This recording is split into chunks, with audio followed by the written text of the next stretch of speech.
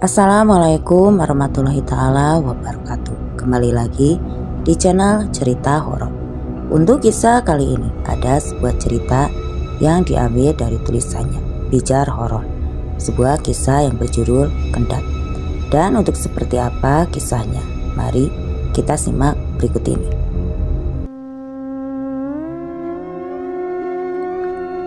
Kamu dengar itu?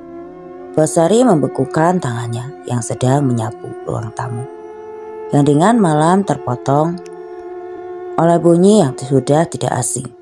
Ketukan pelan namun tegas di pintu depan. "Siapa yang main tengah malam begini?" gumam Pak Darmo sambil mengintip dari balik tirai.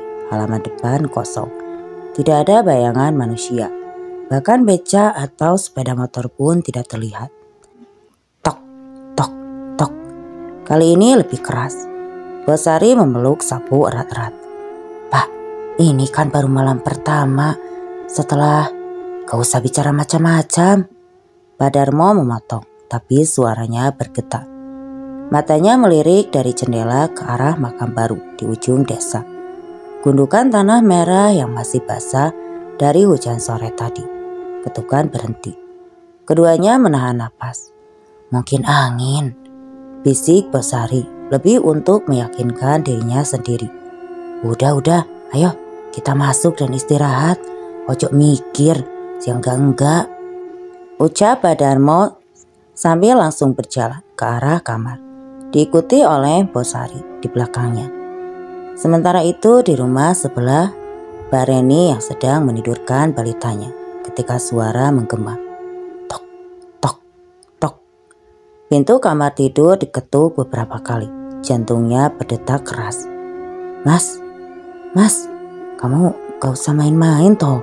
Kasihan nanti anaknya terbangun," hardiknya pelan. Tidak ada jawaban. Tek. Kali ini di jendela kamar. Barini mengendap-endap ke arah suara, mengintip melalui celah gorden. Siapa sih yang ketok-ketok? Iseng banget. Hanya pohon mangga tua yang ranting-rantingnya bergoyang pelan karena ditiup angin. Gak ada siapa-siapa. Apa jangan-jangan itu Mak? Anak balitanya merengek di dalam tidur. Tangannya kecil meraba-raba udara kosong, seolah meraih sesuatu yang membuat Barini terkejut dan segera menutup gorden jendela. Jup, udah. Barini ucapnya pelan. Tangannya menggosok punggung balita dengan lembut. "Bobo ya, Nduk, emak di sini." Keesokan paginya, tetangga-tetangga mulai berkumpul di warung Pak Hasan. Wajah-wajah lelah dan mata sembab menjadi pemandangan umum hari itu. "Semalam rumah kalian juga didatangi?" tanya Bu Warni sambil menyeruput kopi pahit. "Ketukan di pintu, tapi tidak ada siapa-siapa," jawabnya. "Malam aneh. Setelah itu lampu dapur berkedip-kedip sendiri." "Wah, sama seperti di rumah saya." Bu Arni mengangguk cemas. "Lampu ruang tamu mati, hidup, mati, hidup sampai pagi. Padahal kemarin sore baru ganti bolam." Barini yang biasanya cerewet, kali ini hanya diam, memeluk jelita dengan erat-erat. Matanya terus melirik ke arah jalan, seolah mengharap sesuatu atau yang justru takut melihatnya. "Rin, kowe kenapa?" tanya Bu Warni. Enggak, aku gak apa-apa," jawabnya cepat, bahkan terlalu cepat. Pemilik warung Pak Hasan menggeleng-gelengkan kepala. "Ini pasti karena arwahnya belum tenang. Nisa meninggal dalam keadaan..." Bosari memotong tajam. "Jangan sebut namanya sembarangan." Tapi sudah terlambat. Sebutir keringat dingin mengalir di pelipis mereka. Nama itu sudah terucap melayang di udara panas pagi itu, seperti kabut tipis yang tidak mau pergi.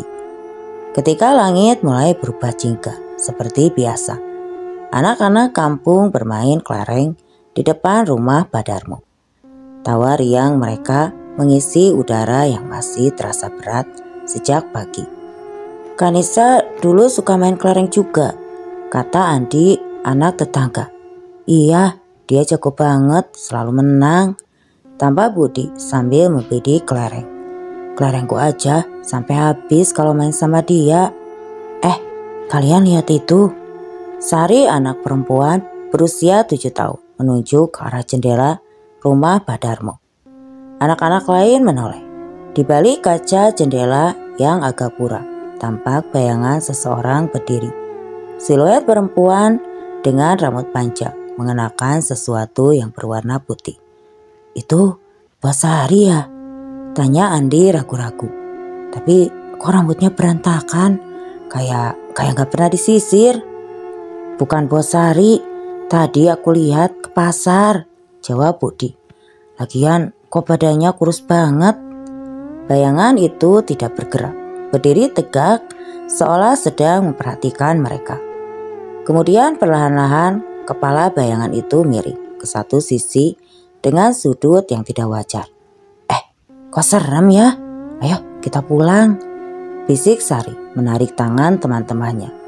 Tapi sebelum sempat mereka beranjak, bayangan itu menghilang. Jendela kembali kosong, hanya memantulkan sinar matahari sore yang mulai redup. Lihat, dia hilang. Budi menghentikan langkahnya. Ia melemparkan pandangan ke arah jendela. Apa jangan-jangan itu hantunya, Kak? Semua anak berteriak dan berlari pulang ke rumah masing-masing. Malam berikutnya, suara ketukan tidak lagi sporadis, tapi kali ini terdengar bersamaan di beberapa rumah, seolah mengikuti pola tertentu. Tek, tok, tok. Di rumah Pak Darmo. Beberapa detik kemudian di rumah Barini. Tek, tek. Lalu diluncurkan di rumah Bu Warni. Ini sudah keterlaluan, ucap Pak Darmo sambil mengintip dari balik pintu. Siapa yang iseng main-main? Tapi ketika ia membuka pintu, yang menyambutnya bukan orang usil. Udara di depan rumah menusuk dingin, berbeda dengan suhu normal malam itu. Napasnya langsung mengembun, seolah ia sedang berada di dalam kulkas raksasa. Di kejauhan seekor anjing melolong panjang, diikuti oleh anjing-anjing lain dari berbagai penjuru desa. Kucing-kucing bersembunyi di bawah kolong rumah. Mata mereka bersinar dan gelap dengan ekspresi waspada. Hewan-hewan itu merasakan sesuatu, gumam Pak Darmo sambil menutup pintu rapat-rapat. Sementara itu, Bos Sari sedang mencoba menenangkan diri untuk membaca doa. Namun, suaranya tercekat ketika melihat sesuatu dari sudut mata di cermin lemari kamarnya menampilkan sosok tidak seharusnya ada. Perempuan berbaju putih berdiri di pojok ruangan. Wajah pucat membiru, mata melotot kosong, dan yang paling mengerikan, lidahnya terjulur panjang hampir menyentuh dada. Bos Sari membalikkan badan dengan tergesa-gesa. Kamar mendadak kosong. Tidak ada siapa-siapa selain dirinya. Namun ketika ia kembali melirik cermin, sosok itu masih ada. Kali ini lebih dekat. Pak, suaminya berlari ke arah kamar. Ada apa? Di cermin itu. Bos Sari menunjuk ke arah lemari yang ada di depannya. Pak Darmo menatap cermin lemari kosong, hanya pantulan kamar biasa dengan ranjang tua dan kursi yang terbuat dari bambu yang dianyam. Kamu lihat apa? Tanya Pak Darmo penasaran. Melemparkan pandangan ke istrinya dengan cepat. Bos Sari menunjuk dengan tangan gemetar. Perempuan berbaju putih, wajahnya. Ia tidak bisa melanjutkan. Gambar mengerikan itu masih terbayang jelas di matanya. Wajahnya membiru dengan ekspresi yang bukan lagi orang hidup. Keesokan paginya, warung Pak Hasan lebih ramai dari biasanya. Hampir seluruh warga berkumpul. Wajah-wajah lelah dan ketakutan menjadi pemandangan pagi ini. Semalam anakku terus menangis, cerita Bu Ningsih sambil menggendong balitanya. Terus bilang, Kak Nisa. Padahal dia bahkan tidak kenal siapa itu Nisa. Kucing-kucing di rumahku Semua bersembunyi di tempat tidur, tambah Pak Bambang. Padahal biasanya mereka bebas berkeliaran. Barini akhirnya buka suara. Kemarin sore anakku bilang melihat perempuan itu di jendela. Katanya Kanisa berdiri di depan jendela. Keheningan mencekam menyelimuti warung. Semua mata tertuju pada Barini. Bagaimana anakmu bisa tahu itu? Tanya Bu Warni dengan suara bergetar. Aku tidak pernah menceritakan tentang dia. Anakku bahkan tidak pernah melihatnya ketika masih. Kata-kata Barini tergantung di udara. Tidak ada yang berani melanjutkan. Pak Hasan sebagai tetua kampung mencoba mengambil alih situasi. Wes tenang, mungkin ini hanya kebetulan.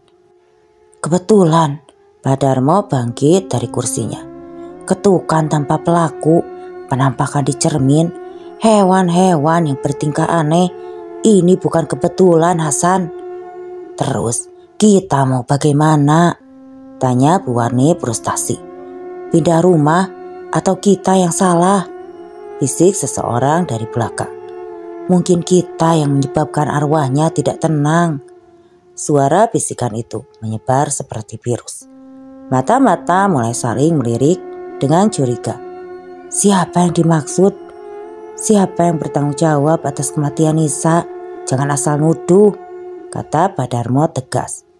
Kita semua tahu dia meninggal karena... Kenapa? Potong Bu Warni tajam. Karena tidak ada yang peduli ketika dia meminta tolong. Atmosfer di warung berubah mencekam. Rasa bersalah dan saling tuding mulai memenuhi udara. Sudah. Pak Hasan mencoba meredakan. Yang penting sekarang bagaimana mengatasi masalah ini. Aku akan memanggil Eyang Sutro dan Pak Samin serta istrinya. Siapa tahu mereka bisa mengatasi hal seperti ini. Apalagi Nisa itu kan anak Pak Samin dan Bu Yahyu. Eyang Suryo, dukun kampung yang sudah berusia 70 tahun, datang sore itu dengan membawa kantong anyaman berisi berbagai ramuan dan jimat. Matanya yang sudah sayu menatap serius setiap wajah yang hadir. Sementara itu Bu Yayu terus menangis di pelukan suaminya. Tangannya saling menggenggam erat, menimbulkan bercak putih. Pak, kenapa Nisa jadi gentayangan? Dia selama ini selalu berbuat baik, tapi kenapa bumi enggak menerimanya? Apa itu kutukan untuk keluarga kita yang miskin? Bu Yayu menangis. Gak baik kamu gitu, Bu. Ini bukan kutukan. Mungkin saja ada yang ingin disampaikan Nisa. Benar, kata Pak Samin. Arwah yang meninggal dengan membawa pesan sulit akan tenang, katanya sambil menaburkan bunga-bunga di halaman. Tapi masih bisa kita bantu asal kita benar-benar tulus. Apa yang harus kami lakukan, Eyang? Tanya Bosari. Ritual pembersihan 7 hari 7 malam. Kalian harus bergantian berjaga, berdoa, dan meminta maaf dengan tulus. Bu Arni menggeleng. Meminta maaf untuk apa? Kita tidak berbuat salah. Eyang Sustro menatap tajam. Gak ada yang salah. Tapi kita harus bekerja sama dalam hari ini. Menurunkan ego kalian. Mau dia terus datang dan mengusik ketenangan desa ini?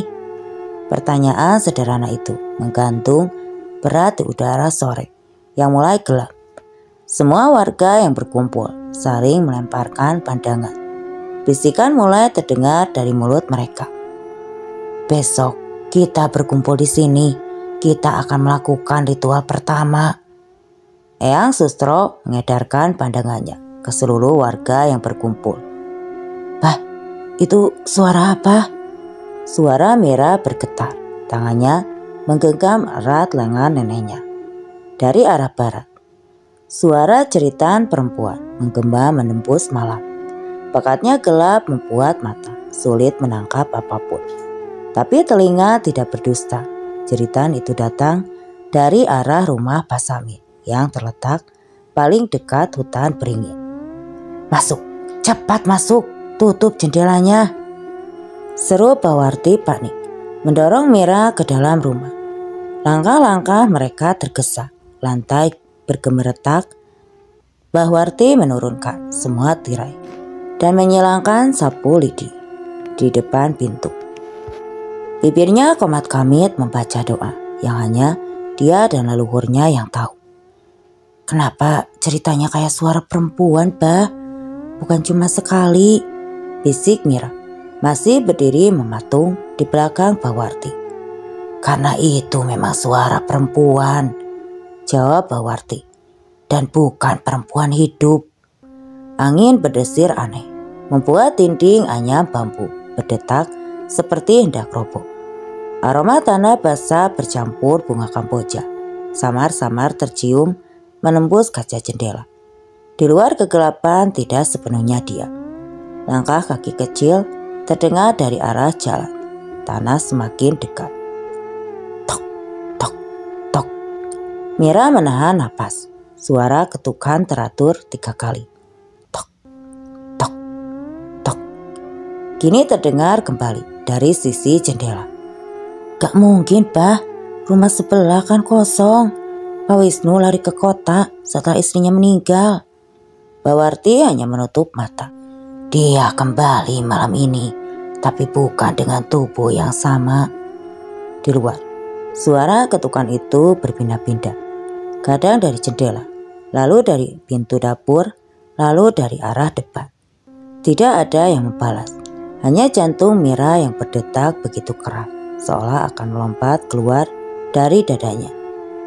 Malam semakin pekat, seperti langit menumpahkan tinta hitam ke desa. Tiba-tiba suara langkah berhenti hening. Mira membuka sedikit tirai jendela, lalu tubuhnya mendadak kaku. "Bah, itu di atas." Dengan mata yang membulat dan leher yang kaku, dia menunjuk ke atap rumah Pak Wisnu. Di sana, sosok putih berdiri, kaki telanjang menggantung di ujung genteng. Rambut panjang menutupi wajahnya, gaunnya compang-camping pelumuran tanah. Dan ujung kakinya bergerak perlahan, seolah ditiup angin yang tidak terasa oleh manusia. "Kau lihat dia kan?" tanya Bawarti tanpa menoleh. Mira hanya menganggukkan kepalanya. "Itu dia, Nisa." Sosok itu tidak bergerak, tapi matanya masih tertutup, membuat rambutnya seakan mengarah langsung ke rumah mereka. "Kenapa dia datang ke sini?" tanya Mira gemetar. "Dia seperti mencari yang mengikatnya di pohon itu. Arwahnya tidak tenang. Dia dibunuh, bukan mati karena kemauan sendiri, seperti yang dipikirkan warga selama ini." Suara Bawarti tenang, namun ada ketakutan lama yang merayap dari dadanya. Dari atap rumah Pak Wisnu terdengar bunyi derit seperti kuku menggores genting. Suara itu menjalar ke ujung telinga, memancing bulu kuduk untuk berdiri.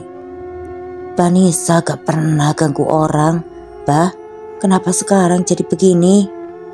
"Karena keadilan tidak bisa membuat rohnya berubah."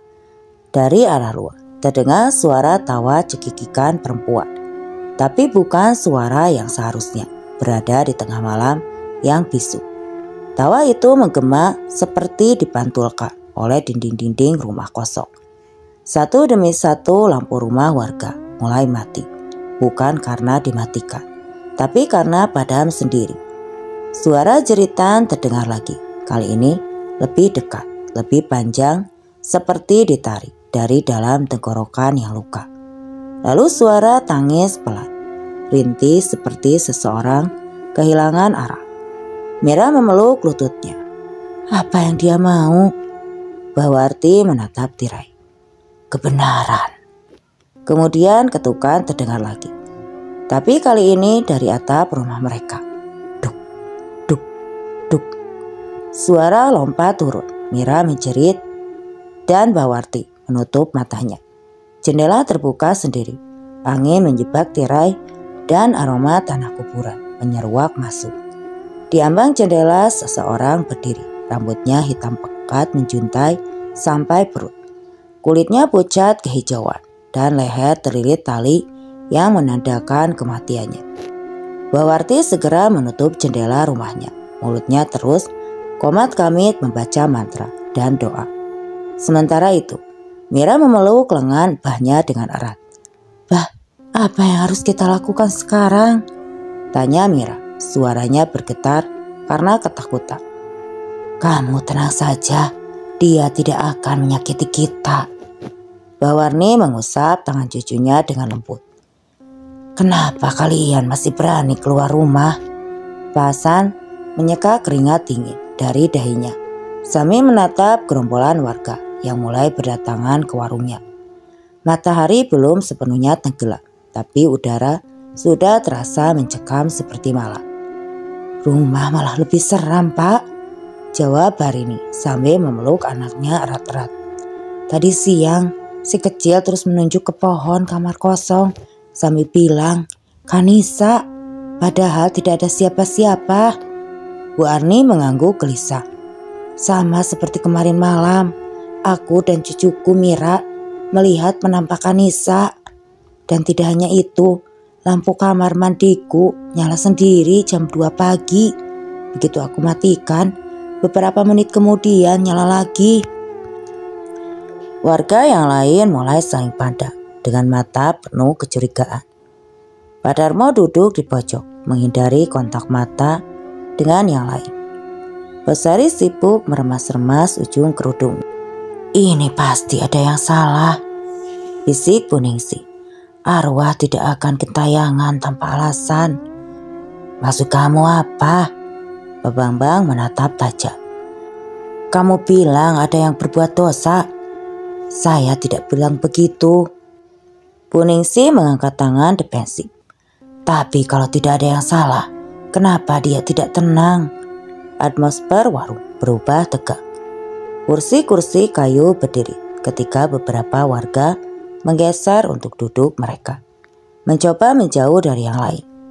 "Jangan saling tuduh," kata Pak Hasan lelah. "Kita semua punya masalah yang sama, tapi sebelum ada yang bisa menjawab." Bu Lasri datang buru-buru dengan wajah pucat pasi sambil menggendong anaknya.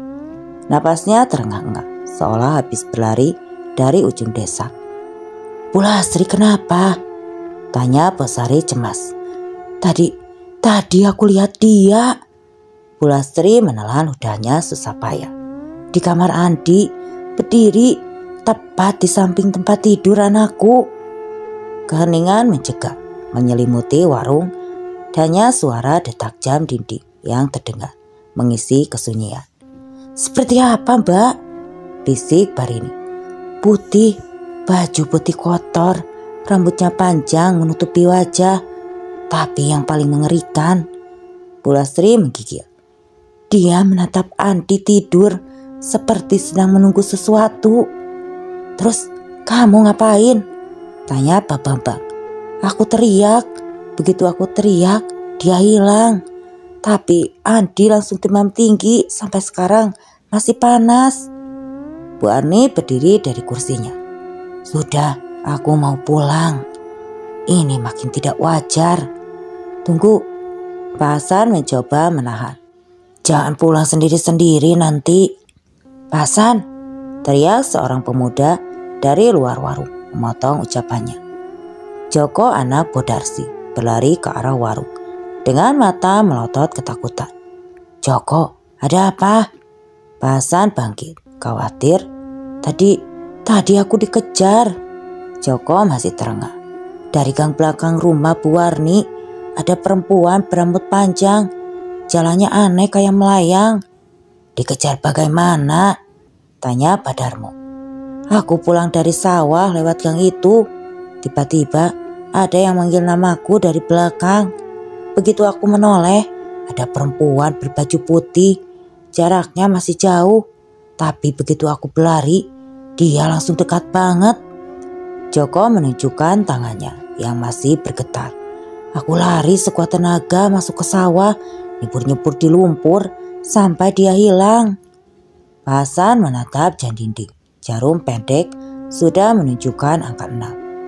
"Aku mau tutup warung sebentar," katanya tiba-tiba.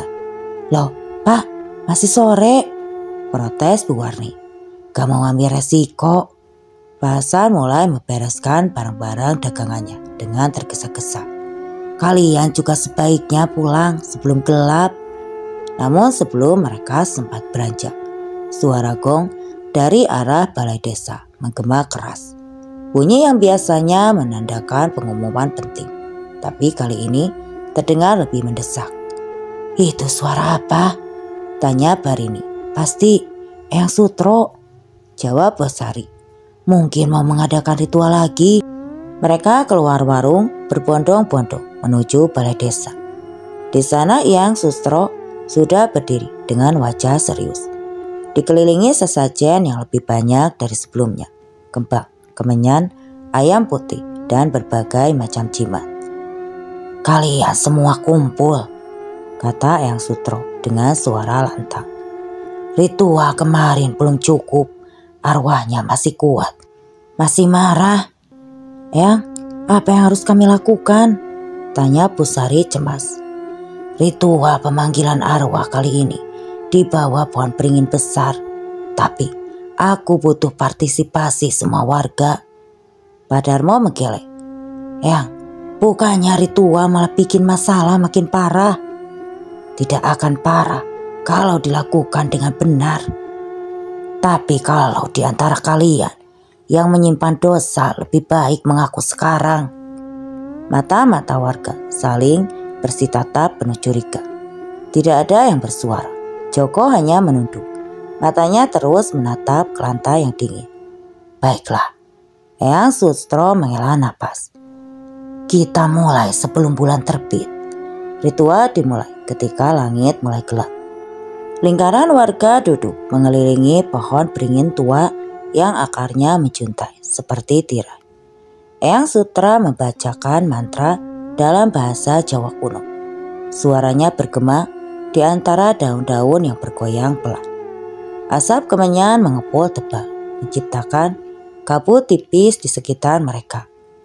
Aroma bunga melati dan mawar bercampur dengan bau tanah lembab setelah hujan sore. "Arwah yang kedayangan, datanglah ke sini. Katakan apa yang kau inginkan." Eyang Sutro melafalkan dengan mata terpejam. Angin tertiup kencang, tiba-tiba membuat api lilin berkedip-kedip. Beberapa warga mulai gelisah, saling berpegangan tangan. "Nisa, datanglah." Bu Ningsih yang duduk di sebelah kiri Eyang Sutro tiba-tiba menggeliat, matanya memutih, tubuhnya bergetar hebat. "Bu Ningsih," Pak Bambang mencoba mengguncang bahunya, tapi Bu Ningsih tidak merespon. Mulutnya terbuka, mengeluarkan suara yang bukan miliknya. Suara perempuan muda yang serak dan dipenuhi amarah. "Kalian semua berdosa." Warga mundur ketakutan, tapi lingkaran ritual tidak boleh putus. Siapa yang berdosa?" tanya Basutro. "Yang menutup mata ketika aku berteriak." Bu Ningsih masih dalam keadaan kerasukan.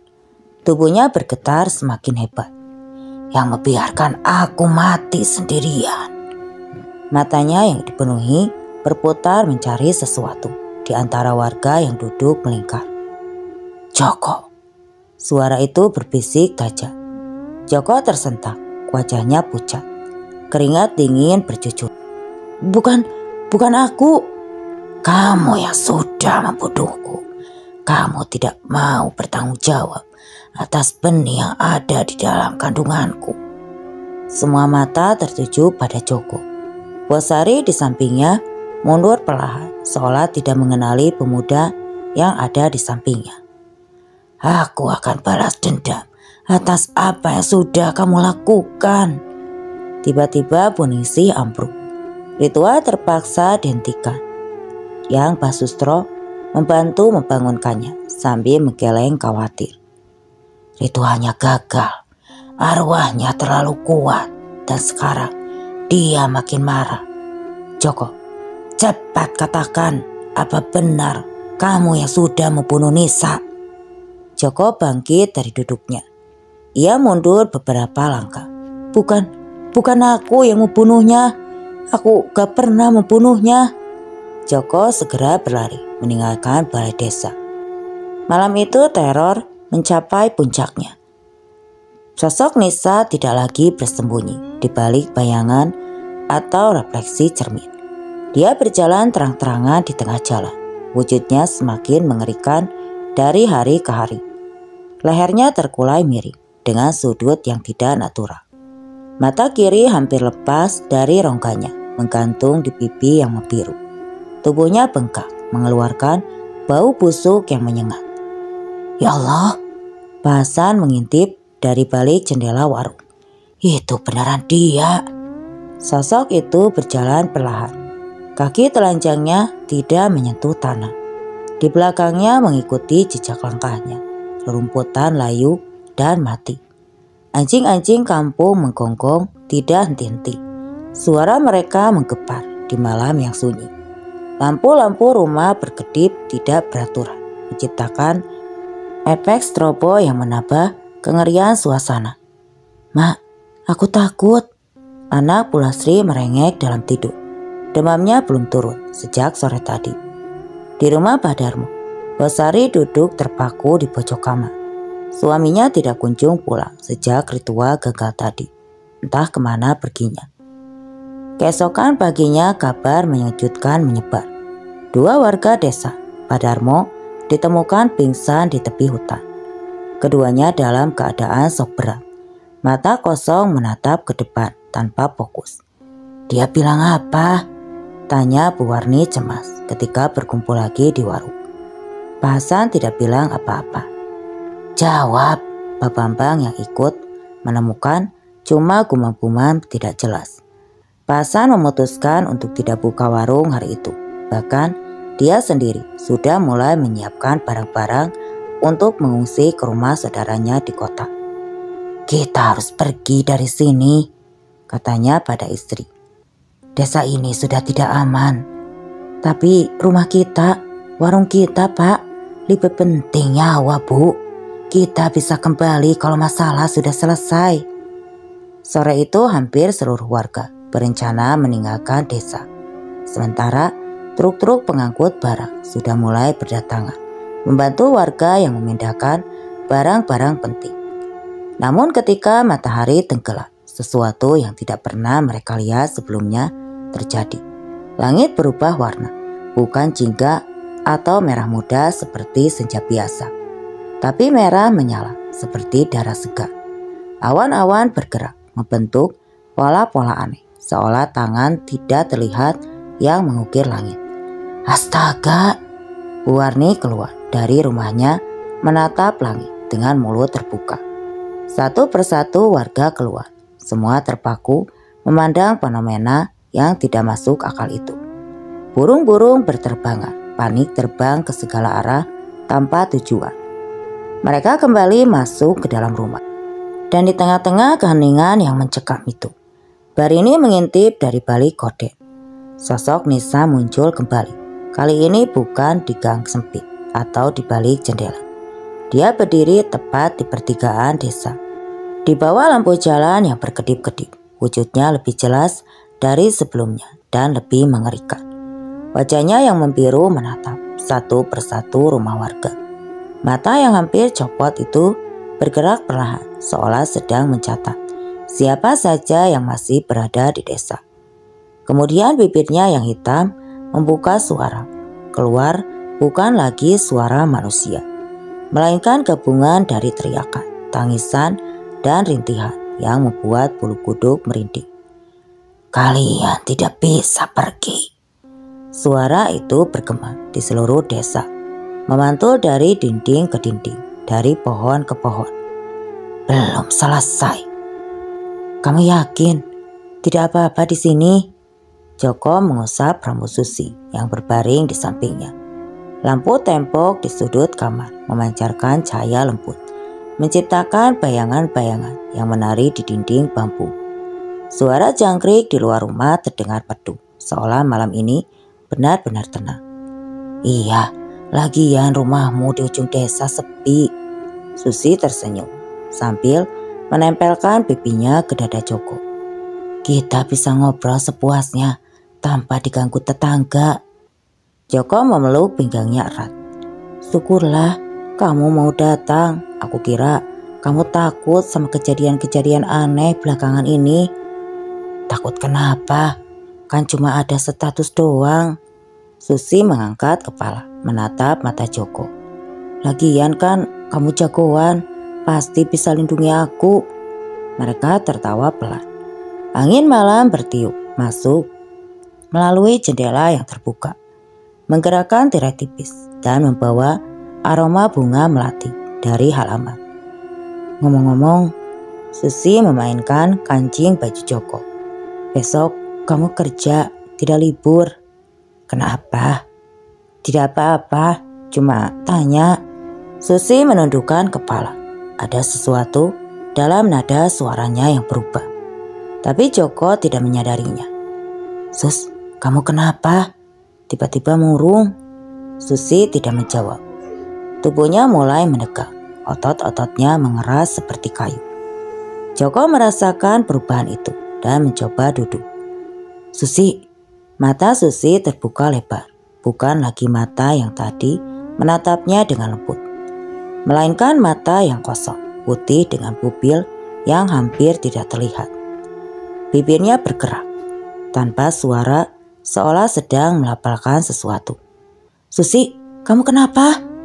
Joko mengguncang bahunya pelan. Tiba-tiba kepala Susi berbalik dengan gerakan patah-patah, seperti boneka rusak. Lehernya berputar lebih dari 180 derajat, menatap Joko dengan wajah yang tidak lagi dikenalinya. Mas Joko. Suara yang keluar bukan suara Susi, lebih dalam, serak dan dingin seperti angin malam. Joko mundur terduduk di ujung kasur. Siapa kamu? Kamu lupa sama aku. Susi, atau sosok yang mendiami tubuh Susi, bangkit dengan gerakan yang aneh. Tubuhnya bergerak seperti marionet yang talinya dikontrol oleh dalang yang tidak terampil.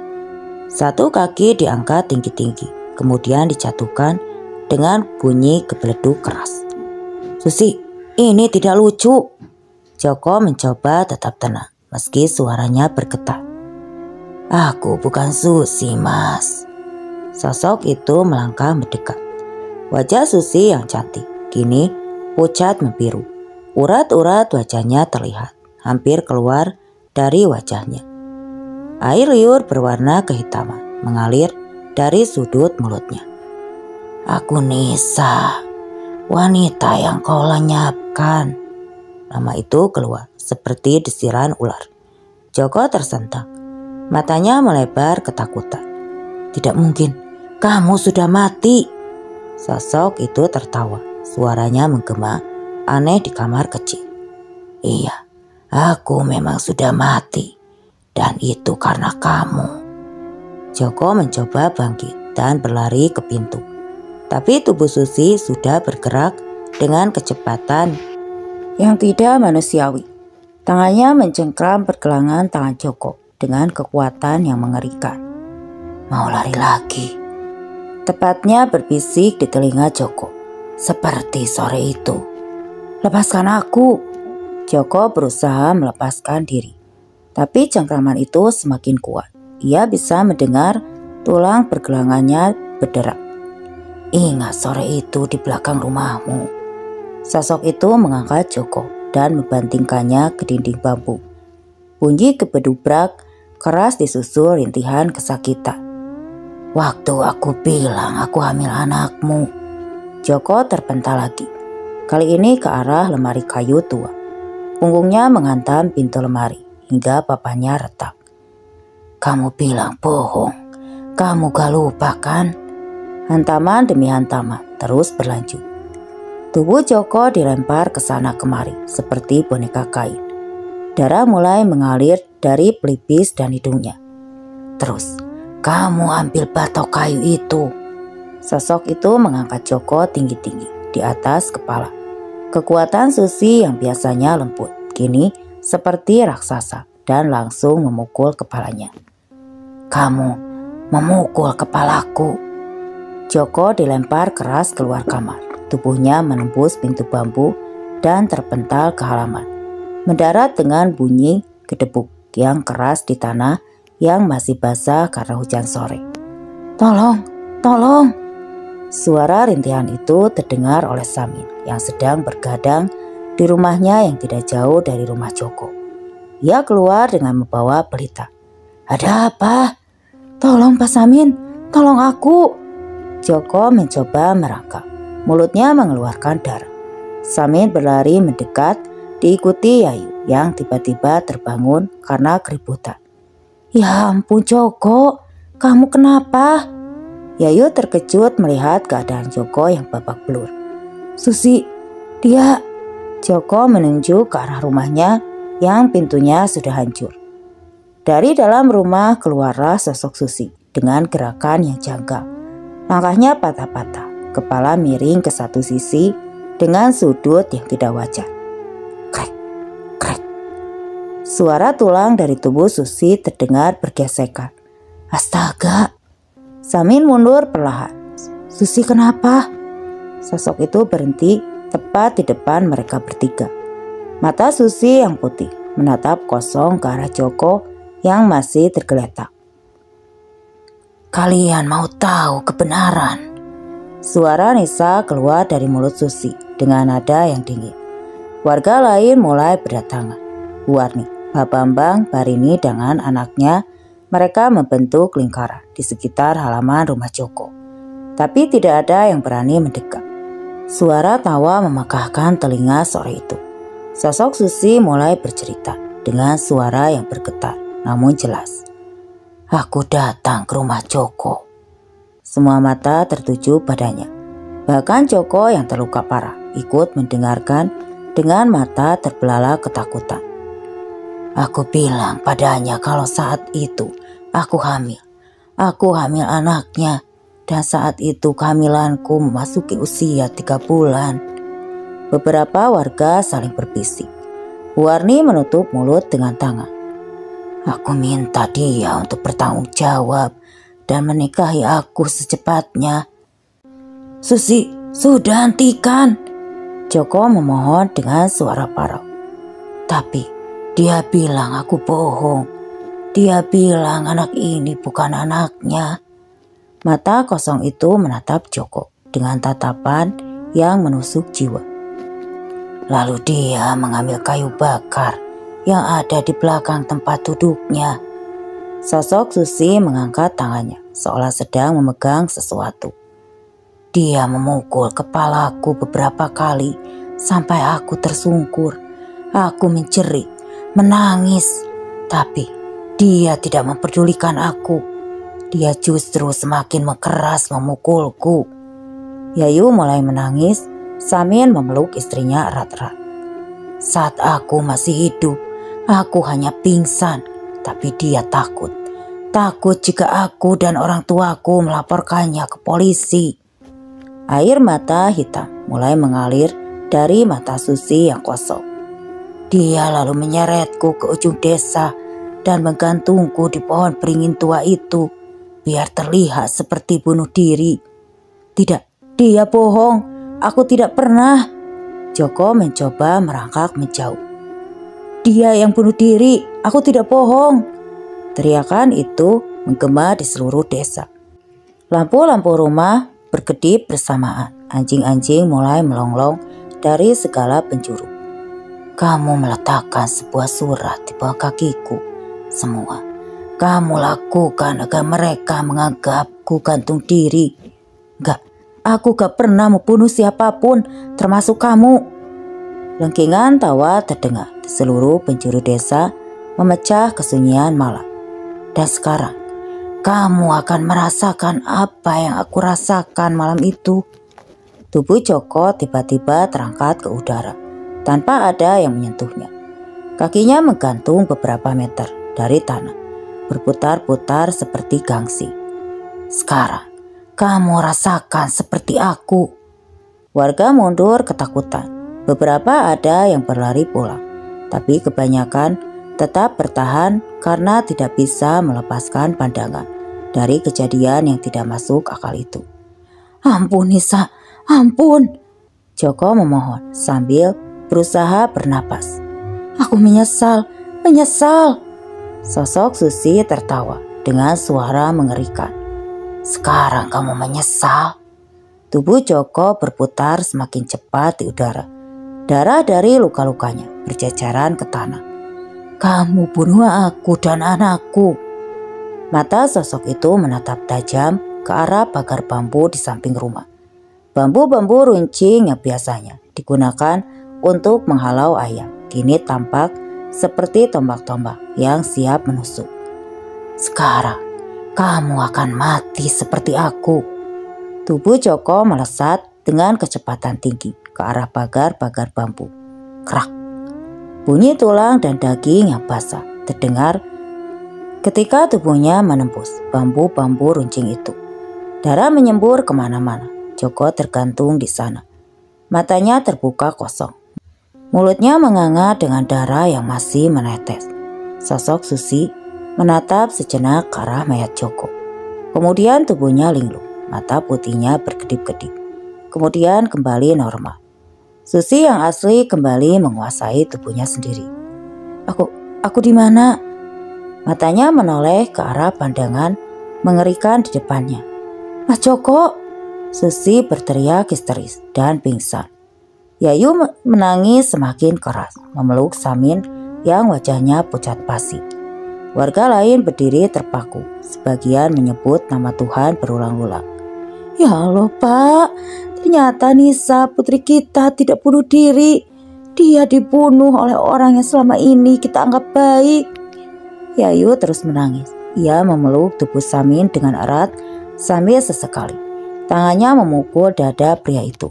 "Sabar Bu, ikhlaskan kepergiannya. Bapak yakin Nisa sekarang sudah tenang. Dia sudah bahagia di sana," ucap Pak Samin. Ciuman mendarat di rambut Yayu. Wanita itu hanya mengangguk kecil sambil terus menangis. "Ya Allah," bisik Bu Warni sambil mundur perlahan. Pak Bambang mencoba mendekati Susi yang pingsan, tapi tangannya bergetar hebat. "Jangan disentuh dulu," kata Pak Samin pelan. "Kita tidak tahu apa dia masih." Angin malam tertiup kencang, membawa aroma darah yang menyengat. Dedaunan bergesekan menciptakan suara seperti bisikan-bisikan halus. Dari kejauhan, suara tangisan bayi terdengar sama. Tangisan yang pendek kemudian hilang di bawah angin. Malam kembali sunyi, tapi kesunyian kali ini berbeda. Berat mencekam dan dipenuhi oleh rasa bersalah yang telah lama terpendam. Rahasia telah terbuka, kebenaran telah terungkap, dan keadilan meski dengan cara yang mengerikan telah ditegakkan. Susi masih berbaring pingsan di tanah berdebu. Joko tergantung tidak bernyawa di pagar bambu, dan malam terus berlanjut menyimpan luka yang masih tidak akan pernah sembuh di hati warga desa Dadapan. Oke teman-teman, sekian untuk kisah kali ini. Bagaimana menurut kalian tentang kisah ini? Tulis komentar kalian di kolom komentar. Dan buat teman-teman yang baru bergabung, jangan lupa untuk like, komen, share, serta subscribe channel ini. Dan nantikan kisah-kisah horor berikutnya tetap di channel Cerita Horor. Wassalamualaikum warahmatullahi wabarakatuh.